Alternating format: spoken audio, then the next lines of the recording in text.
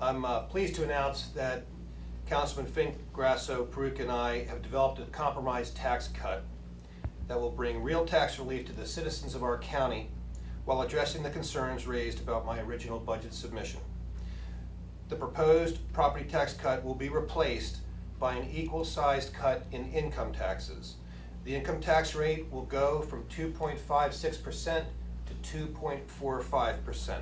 The result will be $19 million of tax relief consistent with my objectives and equal to the financial impact of a 3% cut in property taxes. We've made a significant stride over this weekend in being able to accomplish, I think, what is a shared goal of all of us in relieving some of the tax burden that our citizens are paying. This last election with Governor Hogan and the county executive, I think we've seen that not just Marylanders, but specifically Anne Arundel County residents expect some tax relief, and I think we're going to be able to get that done this year. For the first time since I've been on the council, we have an opportunity to provide meaningful tax relief through this income tax cut. We're just one vote shy, and I'm calling on hopefully Councilman Walker to commit to this deal, to commit to this tax cut, to live up to some of the campaign rhetoric that we all talk about during the campaigns. And some of us sometimes forget that hopefully he will come forward and support us on this bill, help reduce the structural deficit, and also put the money back into our constituents' pockets. I always have to remind myself that, when you're elected in office, that it's not about what John Grasso wants as a person, but it's what the people of his district wants. And I understand clearly that the people do want a tax cut. I had a lot of reservation on the tax cut and the way it was originally proposed, and I feel that the income tax cut was probably a better way to go. You can generally turn, you really can have a good feeling on when things are right, is when both parties are kind of annoyed on what actually happens, and that's when you got a fair deal. When you have two people trying to do different things and one person walks away happy, then it's not a fair deal. And I can honestly tell you right now that the county executive has given what he promised back to the people, maybe not exactly in every exact way, and I, on the same token, I was willing to give on the way I felt about things, and I think we've made a good deal for the people of at least of Anne Arundel County, that everybody's met at the halfway point. So the fact is that the working man will actually, or the working woman, or the working person, shall we say, is actually going to feel the benefit of the actual income tax cut, and I think we've done great as a council and as Anne Arundel County. So let me say that it's a great honor to represent the citizens of the 5th District, and really not a day does pass by that I don't thank the Almighty for the opportunity to serve the citizens of Anne Arundel County. And I'm here today because I believe deeply in lower taxes and in smaller government. And I believe lower taxes and smaller government frees people to pursue their dreams, not the dreams and ambitions of either political parties or special interests.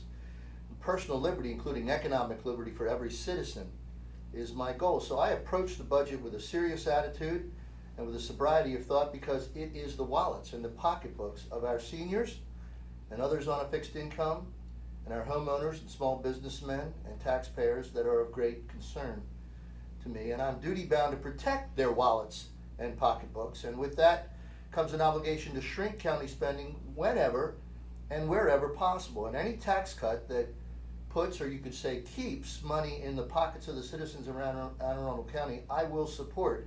And any opportunity to cut spending, I also will support. And so I'm pleased to be here today with the county executive and my fellow colleagues, and I call on all of my colleagues, Democrats and Republicans, to support what I believe is in the best interest of our constituents. Deficit. All we need now is the 4th vote. I'd like to call on Councilman Jerry Walker to join his Republican colleagues and support this compromise legislation. I'd also like to ask Councilman Pete Smith to follow through on his repeated representations that he believed our county needed tax relief and join us in this compromise. We'd be happy to take any questions. So why make the transition from, why now go to income tax a week before you guys start the budget, or 5 days before you start the budget? There were a lot of concerns raised about the property tax cut because we are a tax cap county. And under the formula of the tax cap, any cut in property taxes is baked into the formula and ripples through into the future infinitely. And some of the councilmen were uncomfortable with that.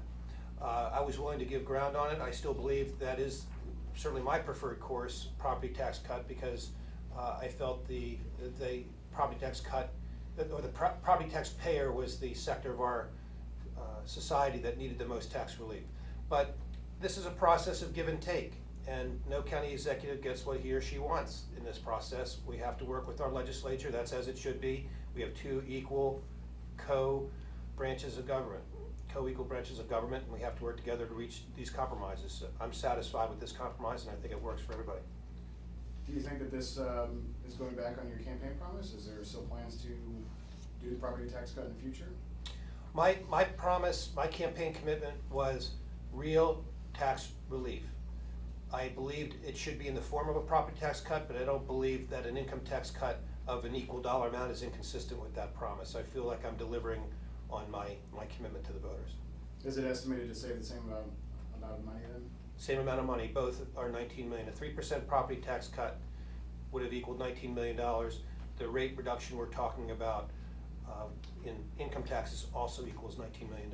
So we're putting the same amount of money back into the economy to create jobs and new business formation to make it easier for people to live here. In recent days, a cut in water bills has emerged as an alternative to a tax cut.